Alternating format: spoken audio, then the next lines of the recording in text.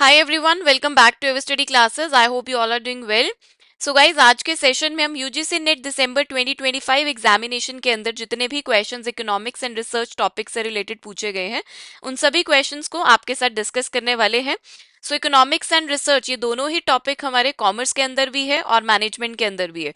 सो commerce का जो UGC net का एग्जाम हुआ और मैनेजमेंट का जो यूजीसी नेट दिसंबर 2025 का एग्जाम हुआ है, उन दोनों के अंदर जितने भी क्वेश्चंस इकोनॉमिक्स एंड रिसर्च से पूछे गए हैं वो सभी क्वेश्चंस यहाँ पर कलेक्टिवली आपके साथ डिस्कस करने वाले हैं। सो एंड तक सेशन में बने रहिएगा।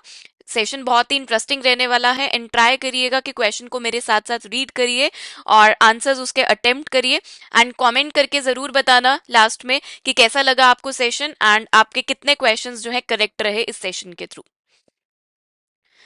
सेशन को स्टार्ट करने से पहले एक बार जल्दी से जितने भी नए एस्पिरेंट्स हैं हमारे यूजीसी नेट के जो हमारे साथ एवर स्टडी प्लेटफॉर्म पर नए जुड़े हैं, तो उनके लिए एक इन्फॉर्मेशन है कि जो भी यूजीसी नेट कॉमर्स या फिर मैनेजमेंट की तैयारी कर रहे हैं उनके लिए मास्टर कोर्स अवेलेबल है। बिल्कुल स्क्रैच से आप तैयारी करना चाहते हैं तो उसके लिए डिटेल्ड कोर्स हमारे पास अवेलेबल है।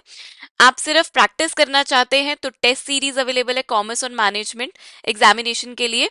एंड सिर्फ पीवाईक्यूज यानी कि प्रीवियस ईयर क्वेश्चंस जो है वो आप सॉल्व करना चाहते हैं तो उसके लिए भी अलग से जो हमारा कोर्स है वो हमने ड्राफ्ट किया हुआ है। इन सभी कोर्सेज की डिटेल आप हमारी वेबसाइट www.everstudy.co.in पर जाकर ले सकते हैं। और इसके अलावा आप हमारी ऐप भी डाउनलोड कर लीजिएगा, वहां पर भी आपको सारी इन्फॉर्मेशन इन सभी कोर्सेज के बारे में मिल जाएगी। क्वेश्चन है हमारी स्क्रीन पे, arrange the following in descending order on the basis of number of sellers in the market. Market structure का क्वेश्चन है। यहाँ पर आपको different types of market structure given है और इन मार्केट स्ट्रक्चर्स को आपको डिसेंडिंग ऑर्डर में लगाना है। तो डिसेंडिंग ऑर्डर में आपने कौन से बेसिस पे लगाना है, जो फैक्टर आपको गिवन है वो है नंबर ऑफ सेलर्स। तो नंबर ऑफ सेलर्स के बेसिस पे आपको इन मार्केट स्ट्रक्चर को डिसेंडिंग ऑर्डर में लगाना है। तो डिसेंडिंग ऑर्डर का मतलब क्या हुआ कि आपको हाईएस्ट टू लोएस्ट मूव करना है। हाईएस्ट टू लोएस्ट मूव करना है। पहले आपको बताना है कि सबसे ज्यादा नंबर ऑफ सेलर्स किस में है, फिर उससे कम किस में है, देन ऐसे ऐसे करते हुए आपने लार्जेस्ट टू लीस्ट पे जाना है। आई होप आप सभी ने यहाँ पर सीक्वेंस सोच लिया होगा कि डिसेंडिंग ऑर्डर का क्या सीक्वेंस यहाँ पर रहने वाला है। बिल्कुल यहाँ पर सबसे पहले परफेक्ट कंपटीशन में लार्ज नंबर ऑफ सेलर्स होते हैं। बिकॉज यहाँ पर देखिए किसी भी तरीके की एंट्री बैरियर नहीं होते, एग्जिट बैरियर्स नहीं होते हैं और ना ही सेलर्स प्राइस को इन्फ्लुएंस कर सकते हैं। तो एंट्री एंड एग्जिट यानी कि कंट्रोल भी नहीं है किसी तरीके का, एंट्री एंड एग्जिट बहुत ईजी है। तो लार्ज नंबर ऑफ सेलर्स यहाँ पर होते हैं, तो लार्जेस्ट हमारे पास ये रहने वाला है। ठीक है, तो डी हमारा सबसे पहले आएगा। तो ऑप्शंस में आप देख लीजिए डी सबसे पहले यहाँ पर है। तो होपफुली हमें ऑप्शन वन यहाँ पर करेक्ट देखने को मिल रहा है, बट स्टिल हम बाकी भी देख लेते हैं। और उसके बाद क्या आता है हमारे पास, मोनोपोलिस्टिक कंपटीशन। मोनोपोलिस्टिक कंपटीशन में भी लार्ज नंबर ऑफ सेलर्स होते हैं बट कंपैरेटिवली परफेक्ट कंपटीशन से कम रहते हैं, क्योंकि यहाँ पे प्रोडक्ट डिफरेंशिएशन होती है और कहीं ना कहीं सेलर्स जो है वो कंट्रोल कर ही लेते हैं प्राइस को। तो मोनोपोलिस्टिक कंपटीशन हमारा सेकंड नंबर पे आएगा। देन उसके बाद ओलिगोपॉली। ओलिगोपॉली यानी कि फ्यू सेलर्स होते हैं और डिओपॉली नाम से ही क्लियर है, ओनली टू सेलर्स होते हैं। तो सबसे कम डिओपॉली में होगा, तो ए सबसे लास्ट में आएगा हमारे पास। तो सीक्वेंस करेक्ट यहाँ पर क्या रहने वाला है, D C B A. And जो ऑफिशियल आंसर की में हमें आंसर दिया गया था वो भी हमारा क्या है, option one. Option one is going to be the correct answer.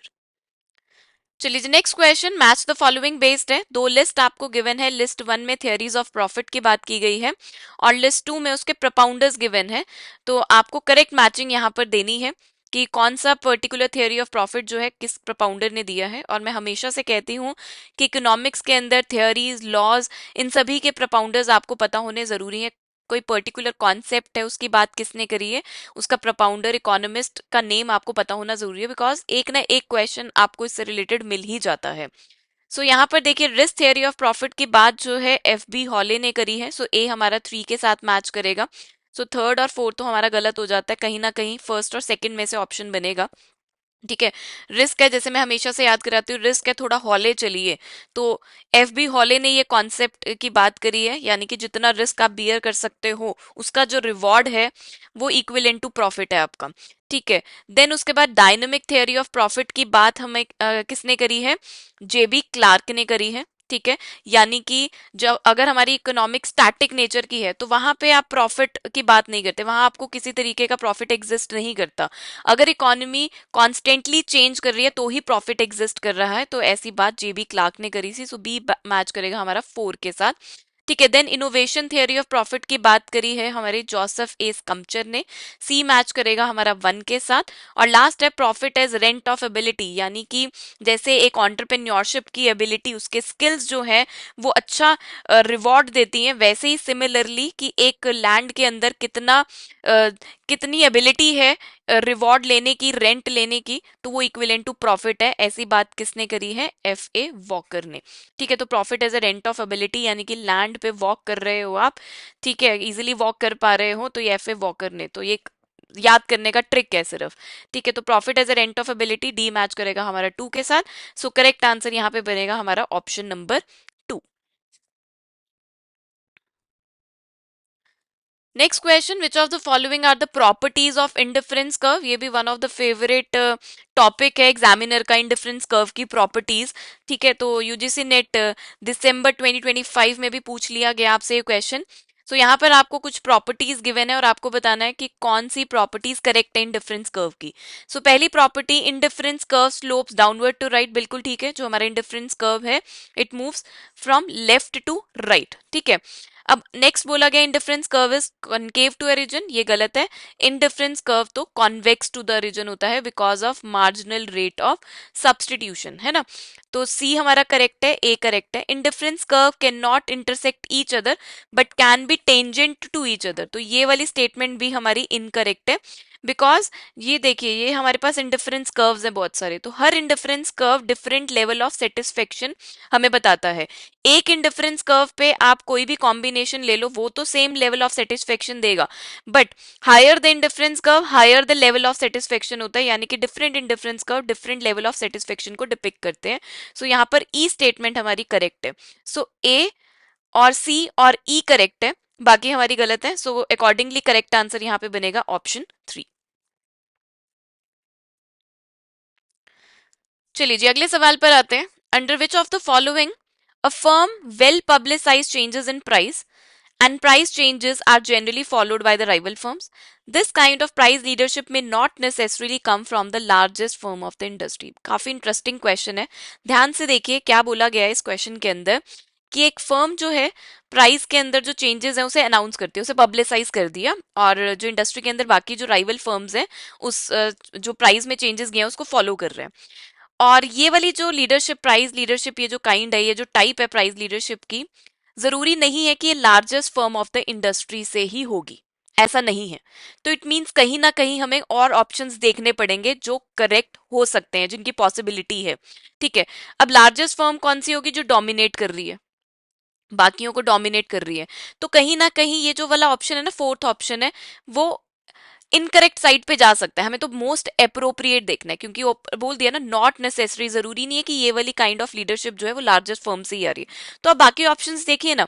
अब देखिए, बायोमेट्रिक प्राइस लीडरशिप जो है ये तो किसी तरीके का कॉन्सेप्ट ही नहीं है। ठीक है, price leadership by low cost firm है। अब इससे ज्यादा अप्रोप्रिएट जो हमें देखने को मिलता है वो है second, barometric price leadership. Barometric price leadership यानी कि जो एक इंडस्ट्री के अंदर, ठीक है, ये जो फर्म्स है, मान लो कि ये बहुत सारी डिफरेंट फर्म्स हैं, तो ये वाली पर्टिकुलर फर्म जो है ना वो एक बैरोमीटर की तरह परफॉर्म कर रही है, यानी कि एक एज एन इंडिकेटर परफॉर्म कर रही है, जो मार्केट के कंपटीशन को, डिमांड वगैरह को, सप्लाई वगैरह को बहुत अच्छे से स्टडी कर रही है। तो इसकी जो फॉरकास्टिंग टेक्निक्स है ना वो बहुत बढ़िया है। तो जो इसके फॉरकास्टिंग मार्केट ट्रेंड्स है ना उसमें इस फर्म को बेस्ट कंसीडर किया जाता है। तो ये एक इसका इंडिकेटर है, एक barometer, as a barometer perform कर रही है। तो जो एज अ बैरोमीटर परफॉर्म कर रही है और वो अनाउंस कर रही है कि ये प्राइस में चेंजेस आ गए और बाकी उसको फॉलो भी कर रहे हैं, तो ऐसी प्राइस लीडरशिप टेक्निक को हम बैरोमेट्रिक प्राइस लीडरशिप बोलते हैं। सो मोस्ट अप्रोप्रिएट आंसर यहाँ पर ऑप्शन 2 बनता है हमारा। चलिए जी, अगला सवाल है, which of the following is not valid for ordinal school of consumer preferences? So आपको यहाँ पर बताना है कि ordinal school of consumer preferences में इनमें से कौन सी स्टेटमेंट जो है वो वैलिड नहीं है। सो दो तरीके की अप्रोचेस पढ़ी जाती हैं, एक होता है हमारे पास cardinal approach and the second is the ordinal approach. दो अप्रोचेस होती हैं। कार्डिनल अप्रोच कहती है कि हम यूटिलिटी को मेजर कर सकते हैं, यानी कि यूटिलिटी को मेजर करके आप न्यूमेरिक टर्म्स में बता सकते हैं, तो वो कार्डिनल अप्रोच है। जैसे मैंने बोला कि बर्गर से मुझे 10 यूटिल्स की सेटिस्फेक्शन मिल रही है, पिज्जा से मुझे 5 यूटिल्स की सेटिस्फेक्शन मिल रही है, तो ऐसा कार्डिनल अप्रोच कहता है। But on the other side ordinal approach जो है वो कहती है कि आप यूटिलिटी को मेजर नहीं कर सकते हो, आप उसे मेजर नहीं कर सकते, आप उसकी रैंकिंग कर सकते हैं, आप अपने प्रेफरेंसेस बता सकते हैं। आप ये बता सकते हैं कि ठीक है, बर्गर मुझे ज्यादा पसंद है पिज्जा से, इस तरीके से बता सकते हैं, लेकिन आप उसे एग्जैक्ट मेजर नहीं कर सकते हैं। ठीक है। सो अब यहां पर देखिए कि कौन सी स्टेटमेंट हमारी यहां पर ordinal school of consumer preferences को सपोर्ट नहीं कर रही है।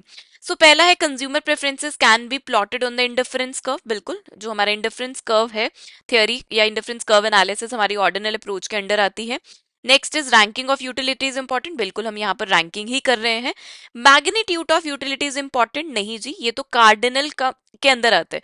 मैग्नीट्यूड यानी कि बर्गर से मुझे 10 यूटिल की सेटिस्फेक्शन मिल रही है, पिज्जा से मुझे 5 यूटिल्स की सेटिस्फेक्शन मिल रही है, तो मैग्नीट्यूड तो कार्डिनल में पॉसिबल, कार्डिनल यूटिलिटी में पॉसिबल है इसका। यूटिलिटी इज नॉट एडिटिव, तो ऑर्डिनल के अंदर यूटिलिटी तो एडिटिव नहीं है। अगर मैं बोलती यूटिलिटी इज एडिटिव तो वो कार्डिनल के अंदर चली जाती। मैं ऐसा नहीं कर सकती कि 10 + 5 = 15 यूटिल्स की सेटिस्फेक्शन। नहीं, मैं तो रैंकिंग कर सकती हूँ, प्रेफरेंस बता सकती हूँ। ठीक है, आप मेजर नहीं कर सकते हो, न्यूमेरिक टर्म्स में उसको नहीं बता सकते हो। सो यहाँ पर जो हमारा करेक्ट आंसर रहेगा वो है ऑप्शन नंबर 3। चलिए जी, आगे बढ़ते हैं। नेक्स्ट क्वेश्चन है, if demand equation is given by demand is equal to 10,000 minus P and supply equation is given by S is equal to 1000 plus 4p, equilibrium price आपको यहाँ पर फाइंड आउट करना है। सो इक्विलिब्रियम प्राइस आइडेंटिफाई करने के लिए आपको पहले क्या करना पड़ेगा, तो इक्विलिब्रियम प्राइस यानी कि demand and supply equilibrium situation में है, तभी इक्विलिब्रियम प्राइस फॉलो होगा।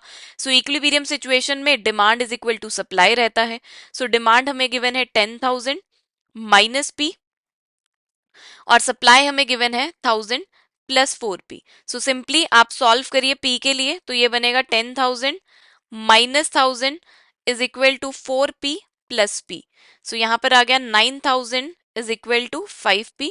सो p is equal to 1800। 9,000 divided by 5 is equal to, so equilibrium price हमारे पास यहाँ पे आएगा 1800। सो इन ऑप्शंस में से 1800 हमें हम दे रहा है ऑप्शन नंबर 2।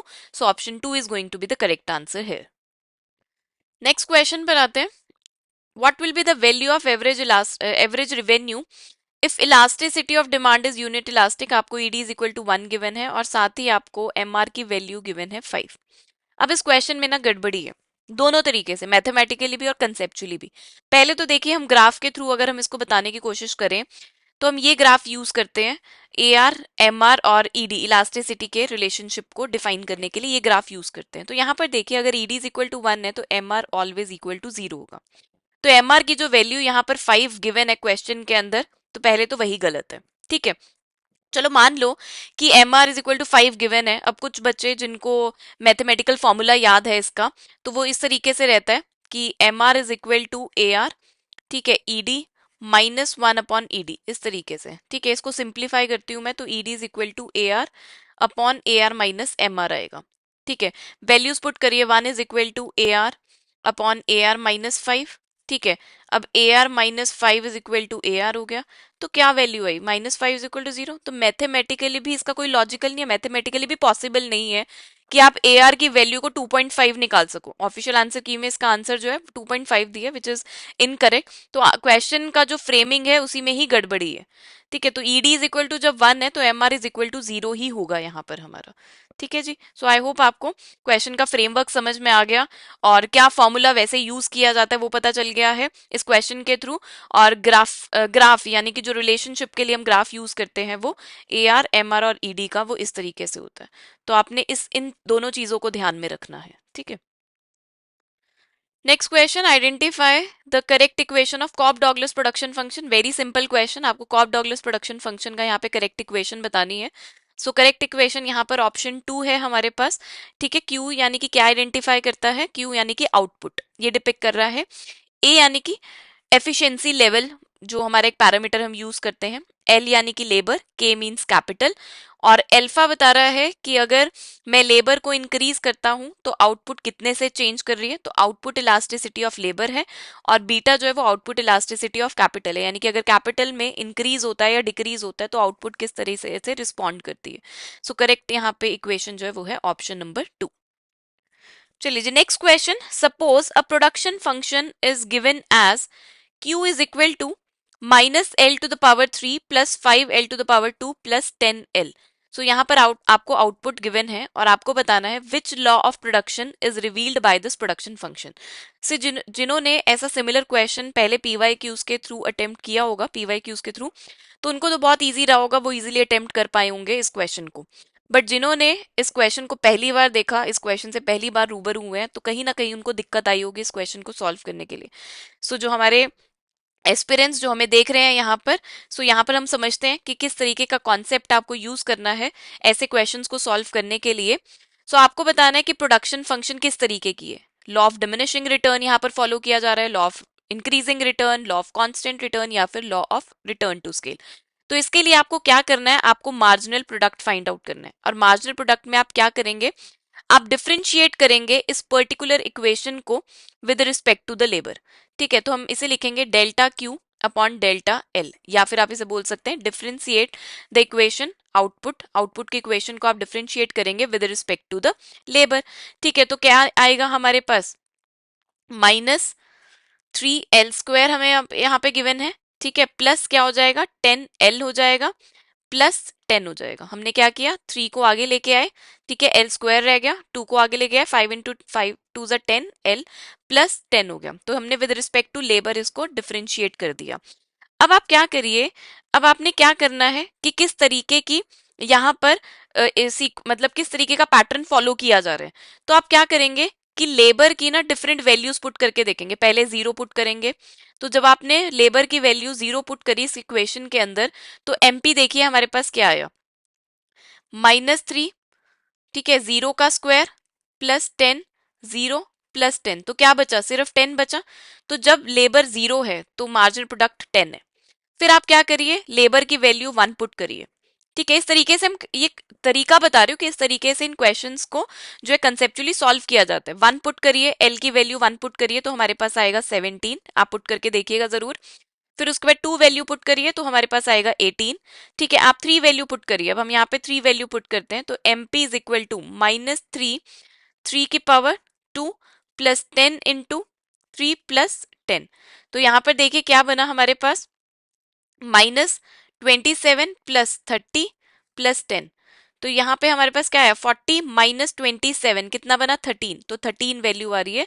ठीक है, फिर ऐसे ही आपने 4 पुट करनी है वैल्यू, तो हमारे पास आएगी 2, 5 पुट करेंगे तो हमारे पास वैल्यू आएगी -15। तो अब यहाँ पे देखिए कि जब 0 से लेके 2 तक मूव कर रही हूँ तो एमपी हमारा इंक्रीज कर रहा है। ठीक है, फिर उसके बाद जब मैं 2 से 3 पर आई या 4 पर आई तो मेरा जो मार्जिनल प्रोडक्ट है वो डिक्रीज हो रहा है, और उसके बाद हमारा नेगेटिव में चले गया। तो ये किस तरीके का पैटर्न है, कहाँ फॉलो किया जाता है, ये लॉ ऑफ डिमिनिशिंग रिटर्न्स में। ऐसे ही कहते हैं ना कि आप जैसे जैसे लेबर को बढ़ा रहे हो वैसे एक बार तो आपकी प्रोडक्टिविटी इंक्रीज कर रही है, लेकिन उसके बाद मार्जिनल प्रोडक्ट आपका फॉल करना शुरू कर देता है, डिमिनिश करना शुरू कर देता है, और एक बार ऐसा होता है जब बहुत ज्यादा आप लेबर का यूजेज कर रहे हो तो वो नेगेटिव रिटर्न्स आपको प्रोवाइड करती है। तो ऐसा कौन सा पैटर्न कहता है, लॉ ऑफ डिमिनिशिंग रिटर्न्स। ठीक है जी, तो आई होप आपको समझ में आ गया कि ऐसे क्वेश्चंस को किस तरीके से सॉल्व करना है। सो करेक्ट आंसर यहाँ पे रहेगा ऑप्शन 1। चलिए जी, अगला सवाल, the kinked demand curve theory of oligopoly suggest that.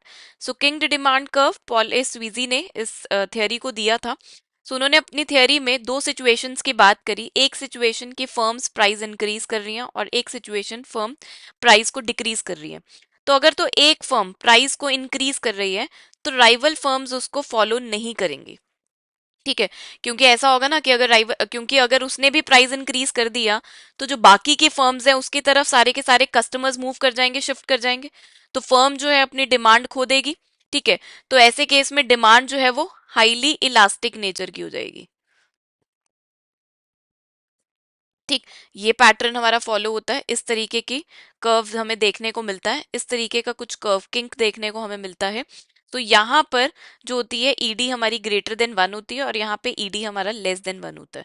ठीक है, अब देखिए प्राइस अगर डिक्रीज करा तो राइवल फर्म्स को फॉलो करना पड़ता है, क्योंकि किसी भी फर्म को फायदा नहीं होगा, क्योंकि अगर एक प्राइस ने कम कर दिया तो सारे के सारे इसके पास शिफ्ट कर जाएंगे, तो बाकी फर्म्स को भी मैच करना पड़ेगा। तो यहाँ पे डिमांड जो है इनइलास्टिक हो जाती है, क्योंकि बाकी फर्म्स ने भी प्राइसेस कम कर दिए, तो कंज्यूमर के पास ज्यादा ऑप्शंस नहीं है स्विच करने का, तो ईडी लेस देन 1 होती है। तो इसी तरीके से दो सिचुएशंस है यहाँ पर, तभी हमें किंक देखने को मिलता है। तो अब इन ऑप्शंस को पढ़िए और बताइए कि किंक्ड डिमांड थियरी के अकॉर्डिंग कौन सी स्टेटमेंट करेक्ट बनती है ओलिगोपॉली के अंदर। Firms can freely raise price without losing demand, ऐसा तो नहीं है, क्योंकि आप देखिए इलास्टिक और इनइलास्टिक नेचर है, तो डिमांड कहीं ना कहीं तो लूज होगी यहाँ पर। Next, firm cuts are matched by rivals but price increase are not. तो यही हमने कहा ना कि अगर प्राइस को कट कर रहे हैं, प्राइस को डिक्रीज कर रहे हैं, तो राइवल फर्म्स फॉलो करेंगी। तो ये स्टेटमेंट हमारी बिल्कुल ठीक है। Price increase are match but price cuts are not, नहीं, अगर प्राइस इंक्रीज कर रहा है तो राइवल फर्म्स उसे फॉलो नहीं करेंगे, तो ये भी इनकरेक्ट है। Demand is perfectly elastic at prevailing price, ऐसा नहीं है। ठीक है, यहाँ पर तो हमारी दो सिचुएशंस देखने को मिलती हैं, एक ईडी ग्रेटर देन 1 यानी कि हाईली इलास्टिक, और less than elastic ED less than 1। तो ये स्टेटमेंट भी हमारी करेक्ट नहीं है। So only one statement here is correct, that is option 2। Next question, match the following based है। लिस्ट 1 में आपको कुछ टर्म्स गिवन है, law of diminishing margin utility, consumer surplus, margin rate of substitution और budget line. और list 2 में इन सभी terms की डिस्क्रिप्शन आपको गिवन है, सो करेक्ट मैचिंग आपको यहाँ पर बतानी है। So law of diminishing margin utility क्या कहती है, जैसे जैसे आप एक ही पर्टिकुलर प्रोडक्ट को ज्यादा से ज्यादा कंज्यूम करते रहते हैं, तो एक टाइम ऐसा आता है कि उससे मिलने वाली जो मार्जिनल यूटिलिटी है वो फॉल करना शुरू कर देती है। सो ए जो है हमारा 1 के साथ मैच करेगा, इसकी करेक्ट डिस्क्रिप्शन ये। कंज्यूमर सरप्लस क्या कहता है, the difference between consumer is willing to pay, ठीक है, विलिंगनेस टू पे और माइनस एक्चुअली में जो वो पे कर रहा है उसका जो डिफरेंस है वो कंज्यूमर सरप्लस होगा। सो बी हमारा मैच करेगा 3 के साथ। मार्जिनल रेट ऑफ सब्सटीट्यूशन यानी कि किस रेट पे कंज्यूमर जो है is willing to give up good X को गिव अप करने के लिए तैयार है गुड वाई के लिए, ताकि लेवल ऑफ सेटिस्फेक्शन हमारा कांस्टेंट रहे। ठीक है, तो ये हमारा क्या है, मेजर करने का तरीका है इन डिफरेंस कर्व के अंदर। तो एमआरएस हमारा मैच करेगा, सी हमारा मैच करेगा 2 के साथ, और डी हमारा budget line, all combination of two goods that consumer can buy with a given income and given prices. So ये डिफाइन कर रहा है हमारी बजट लाइन को। सो डी हमारा मैच करेगा 4 के साथ। सो अकॉर्डिंगली करेक्ट मैचिंग जो है हमें ऑप्शन नंबर 3 से मिल रही है, A with 1, B with 3, C with 2 and D with 4। Now the next question, if two goods are perfect substitute, दो गुड्स परफेक्ट सब्सटीट्यूट है एक दूसरे के, तो ऐसे केस में क्रॉस इलास्टिसिटी ऑफ डिमांड कैसी होगी। यानी कि आपके पास टी के दो ब्रांड्स हैं, एक ब्रांड ए है और एक ब्रांड बी है। ठीक है, ब्रांड ए के प्राइसेस बढ़ गए, तो आप क्या करेंगे, पूरे से पूरे के पूरे तरीके से अपनी जो डिमांड है वो शिफ्ट कर दोगे ब्रांड बी पे। ठीक है, कहाँ आप वाघ बकरी खरीदते थे, वाघ बकरी ने अपने प्राइसेस बहुत ज्यादा बढ़ा दिए हैं, तो अब आप टाटा टी परचेज करना शुरू कर दिया आपने। ठीक है, तो this is what, this is कि आपको इनफाइनाइट चेंज देखने को मिलेगा। सो आंसर यहाँ पे रहेगा option number 4, if two goods are perfect substitutes the cross elasticity of demand between them will be infinity. Next question, given below are two statements आपको given है, एक आपको एसर्शन में गिवन है स्टेटमेंट और एक रीजन में गिवन है, और आपको बताना है कि क्या जो रीजन दिया गया है वो एसर्शन का एसर्शन वाली स्टेटमेंट को करेक्टली एक्सप्लेन कर रहा है या नहीं। सो गिवन है, in monopolistic competition firm faces a downward sloping demand curve, बिल्कुल ठीक है, that is more elastic than under monopoly. So ये स्टेटमेंट बिल्कुल करेक्ट है। मोनोपोलिस्टिक कंपटीशन में जो डिमांड कर्व होती है वो डाउनवर्ड स्लोपिंग होती है, और उसकी जो नेचर होती है वो ज्यादा इलास्टिक होती है। ठीक है, क्यों, क्योंकि यहाँ पे प्रोडक्ट डिफरेंशिएशन की कैरेक्टरिस्टिक प्रेजेंट है, और साथ ही साथ क्लोज सब्स्टिट्यूट्स भी अवेलेबल हैं। सो नेक्स्ट स्टेटमेंट यही की गई है, in monopolistic competition close substitutes of the product are available in the market. तो बिल्कुल करेक्टली क्लोज सब्स्टिट्यूट्स अवेलेबल हैं, इसी वजह से जो डिमांड कर्व है मोनोपोलिस्टिक कंपटीशन की वो डाउनवर्ड स्लोपिंग है और elastic, more elastic in nature है। सो यहाँ पर करेक्ट स्टेटमेंट हमारा रहेगा option 1, both A and R correct and R is the correct explanation of A. Next question है, in case of cost push inflation के case में जो हमारा ये कर्व्स दी गई हैं वो किस तरीके से रिएक्ट करेंगी। तो पहली तो बात है कि कॉस्ट पुश इन्फ्लेशन की बात की गई है, डिमांड पुल इन्फ्लेशन की बात नहीं की गई है, तो डिमांड वाले ऑप्शंस तो एलिमिनेट कर दो। अब कॉस्ट पुश इन्फ्लेशन है, ठीक है, यानी कि कॉस्ट ऑफ प्रोडक्शन इंक्रीज हो रही है। क्यों कॉस्ट ऑफ प्रोडक्शन इंक्रीज हो रही है? क्योंकि वेजेस वगैरह, रॉ मटेरियल जो है, रॉ मटेरियल के प्राइसेस, टैक्सेस जो है वो इंक्रीज हो रहे हैं, जिसकी वजह से कॉस्ट ऑफ प्रोडक्शन इंक्रीज हो रही है। तो फर्म अपनी सप्लाई को ना कम कर देगी। क्यों? क्योंकि प्रोडक्शन एक्सपेंसिव हो रही है। ठीक है, तो फर्म उतना सप्लाई नहीं कर सकेगी उतनी क्वांटिटी को ओल्ड प्राइसेस पे। तो क्या होगा? क्वांटिटी सप्लाई हमारी कम हो जाएगी, यानी कि जो सप्लाई कर्व है will shift to the left. ठीक है, तो करेक्ट आंसर यहाँ पे रहेगा ऑप्शन नंबर 3।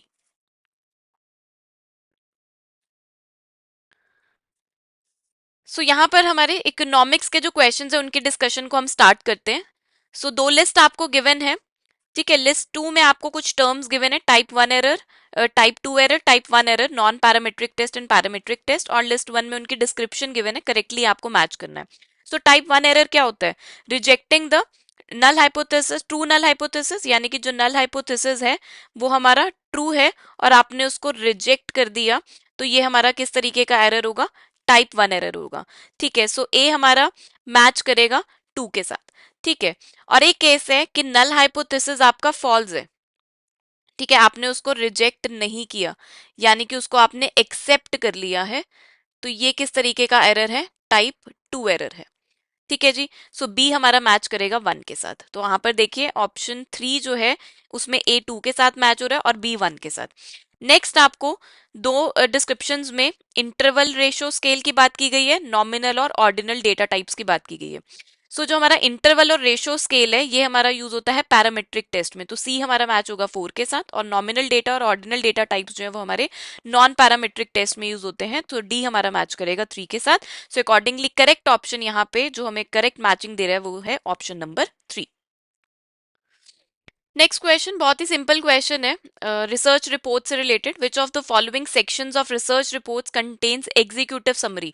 आपको बताना है कि जो एग्जीक्यूटिव समरी वाला जो पोर्शन है वो कौन से इनमें से कौन से सेक्शन में आता है? प्रीफेटरी इन्फॉर्मेशन में आता है। प्रीफेटरी यानी कि जो हमारी बिगनिंग सेक्शन होती है रिपोर्ट की, जिसमें हम title page, acknowledgement, table of content और एग्जीक्यूटिव समरी भी देते हैं। अब एग्जीक्यूटिव समरी होता क्या है?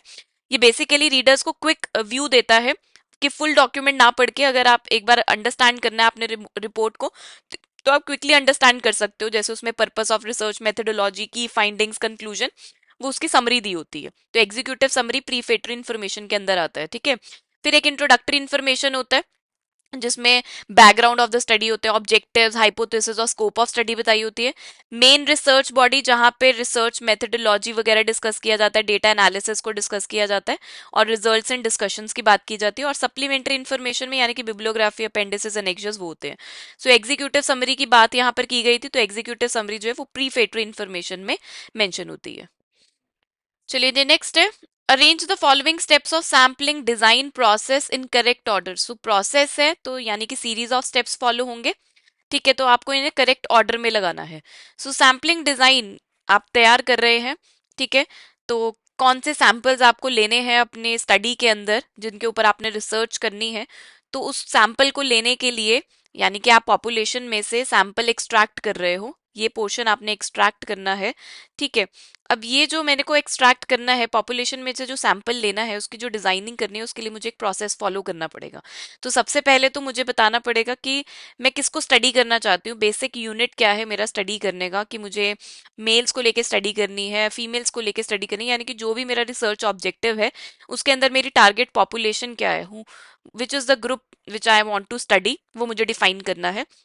देन सैम्पलिंग फ्रेम, ये जो पॉपुलेशन है उसके जो एलिमेंट्स हैं उसका डेटा, उसकी लिस्ट तैयार करनी है। तो आप स्टूडेंट लिस्ट यूज करोगे, वोटर्स लिस्ट यूज कर रहे हो, टेलीफोन डायरेक्टरी यूज कर रहे हो, तो वो हमें यहाँ पे फ्रेम, सैम्पलिंग फ्रेम सिलेक्ट करना है। देन उसके बाद आपको सैम्पलिंग टेक्निक बतानी है कि आप कौन सी टेक्निक को यूज करोगे। आप प्रोबेबिलिटी सैम्पलिंग टेक्निक यूज करोगे, और प्रोबेबिलिटी सैम्पलिंग टेक्निक में भी आप कौन सी टेक्निक यूज करने वाले हो, या फिर आप non probability sampling technique follow करने वाले हो। और उसके बाद आपको सैंपल साइज, यानी कि कितने number of people, number of person या नंबर ऑफ जो भी है स्टूडेंट्स को अगर आप लेके स्टडी कर रहे हो, तो कितना नंबर आपने लेना है, कितना साइज होना चाहिए आपके सैंपल का, वो आपको यहाँ पर डिटरमाइन करना है। तो उसका भी हमारे पास होता है कि फाइनाइट पॉपुलेशन है या इनफाइनाइट पॉपुलेशन है, उसके हिसाब से हम फॉर्मूला अप्लाई करके सैंपल साइज जो है डिटरमाइन करते हैं। सो करेक्ट सीक्वेंस यहाँ पे हमें मिलेगा ऑप्शन नंबर 2 से। चलिए जी, अगला सवाल, रिसर्च प्रोसेस के स्टेप्स को यहाँ पर आपको अरेंज करना है। And again one of the favourite topic है एग्जामिनर का, रिसर्च प्रोसेस का जो क्वेश्चन है वो फ्रीक्वेंटली देखने को मिल जाता है एग्जामिनेशन के अंदर। सो सबसे पहला स्टेप क्या होता है कि आपकी जो प्रॉब्लम है उसको आपने डिफाइन करना है। ठीक है, नेक्स्ट जो प्रॉब्लम डिफाइन कर दी है उसके लिए क्या अप्रोच आप फॉलो करोगे उस प्रॉब्लम को सॉल्व करने के लिए, यानी कि आपको ऑब्जेक्टिव्स यहाँ पे प्रिपेयर करने हैं। तो डिफाइनिंग द रिसर्च प्रॉब्लम के बाद आपको ऑब्जेक्टिव्स यहाँ पे फ्रेम करने हैं, जो भी रिसर्च गैप्स के बेसिस पे आप ऑब्जेक्टिव्स बनाएंगे। ठीक है, तो सबसे पहला स्टेप क्या है, बी। फिर उसके बाद हम फॉलो करेंगे ए। ठीक है, फिर उसके बाद आपको रिसर्च डिजाइन फॉर्मुलेट करना है कि किस तरीके से जो है आप डेटा कलेक्ट करने वाले हैं। ठीक है, क्या आपका सैंपल रहने वाला है, एनालिसिस के लिए आप कौन सी टेक्निक यूज करने वाले हैं, कौन से टेस्ट आप अप्लाई करने वाले हैं, वो सब कुछ आप डिसाइड करेंगे। सो रिसर्च डिजाइन फॉर्मुलेशन यानी कि हमारी रिसर्च मेथोडोलॉजी से रिलेटेड है। ठीक है, अब उसके बाद यहां तक तो आप क्या कर रहे थे, सब कुछ ग्राउंड वर्क कर रहे थे। अब आप एक्चुअली में उसको कलेक्ट करोगे, डेटा कलेक्ट करोगे, प्रिपरेशन करोगे, एनालिसिस करोगे। ठीक है, तो सी आएगा उसके बाद, और लास्ट में report writing and presentation. So correct sequence हमें मिलेगा BADCE ऑप्शन 2 से। चलिए जी, नेक्स्ट क्वेश्चन है, बहुत ही इंटरेस्टिंग क्वेश्चन है, असर्शन रीजन से रिलेटेड। सो असर्शन में जो स्टेटमेंट गिवन है उसमें बोला गया, filter questions in questionnaire measure the familiarity of respondents with the topic of research. तो बिल्कुल ठीक है, फिल्टर क्वेश्चन में यानी कि जैसे आपसे पूछा जा रहा है कि have you ever used online banking, तो ऑप्शन आपको दिया गया है येस और नो। ठीक है, तो यहीं पे ही हमारे जो रिस्पोंडेंट्स हैं वो फिल्टर आउट हो जाएंगे कि जो ऑनलाइन बैंकिंग यूज कर रहे हैं ना वही नेक्स्ट सेक्शन को फिल करेंगे, जो ऑनलाइन बैंकिंग को यूज नहीं कर रहे हैं वो उस नेक्स्ट सेक्शन पर नहीं मूव करेंगे। तो फिल्टर क्वेश्चंस में से क्या होगा कि पहले ही रिस्पोंडेंट्स की छटनी हो गई है कि ठीक है, मेरे लिए, मैं तो ऑनलाइन बैंकिंग के ऊपर स्टडी कर रही हूँ, तो मैंने रैंडम सैम्पलिंग टेक्निक यूज करी है, सबके पास मेरा क्वेश्चनर गया है, तो पहला क्वेश्चन यही है, are you have you ever used online banking. तो जिन्होंने कहा येस, तो फिर वो बाकी सेक्शन जो है वो भर सकेंगे। तो ए में जो स्टेटमेंट गिवन है वो तो बिल्कुल ठीक है। नेक्स्ट क्वेश्चन, नेक्स्ट स्टेटमेंट है, questions that try to capture multiple information at once are refer to as leading questions. नहीं, ऐसे क्वेश्चंस को डबल बैरल्ड क्वेश्चंस कहते हैं। जैसे मान लो एक ही स्टेटमेंट में मैंने पूछ लिया कि are you satisfied with the price and quality of the product, तो प्राइस एंड क्वालिटी दोनों के बारे में ही एक ही स्टेटमेंट में पूछ लिया, तो मल्टीपल इंफॉर्मेशन ले ली एक ही बारी में, तो इसको हम डबल बैरल्ड क्वेश्चन कहते हैं, लीडिंग क्वेश्चंस नहीं कहते। लीडिंग क्वेश्चंस तो वो क्वेश्चंस होते हैं जो कस्टमर को, या सॉरी जो रिस्पोंडेंट को एक तरीके से पुश करते हैं पर्टिकुलर आंसर देने के लिए। जैसे मैं बोल रही हूँ आपसे, do you think this product is excellent, ठीक है, तो ये लीडिंग क्वेश्चन है कि आप कहीं ना कहीं पर्टिकुलर वे में उसको आंसर करेंगे ही करेंगे। सो यहाँ पर हमारा आंसर होगा ऑप्शन 3 ए। स्टेट असर्शन में जो स्टेटमेंट गिवन है वो तो ठीक है, लेकिन रीजन में जो स्टेटमेंट गिवन है वो करेक्ट नहीं है। Next question, entries into the cells of a contingency table should be, क्या होता है उसे फ्रीक्वेंसी बोलते हैं, मीन वैल्यूज, परसेंटेजेस या डिग्री ऑफ फ्रीडम। तो एंट्रीज इनटू द सेल्स उनको हम बोलते हैं फ्रीक्वेंसीज। तो आंसर यहाँ पर होगा ऑप्शन 1। बहुत ही सिंपल सा था ये तो question. Next question is the sampling procedure in which committees are formed by choosing the people from various departments in an organization to help making decisions, product development, budget allocation and marketing strategies is known as। बहुत ही अच्छा question है, बहुत ही interesting question है। वो कहता है कि सैम्पलिंग प्रोसीजर फॉलो किया गया और कमेटी फॉर्म की गई है। इस कमेटी के अंदर जो हमने लोग चुने हैं वो ऑर्गेनाइजेशन के अंदर के जो डिफरेंट डिपार्टमेंट्स हैं उनसे चूज गए हैं।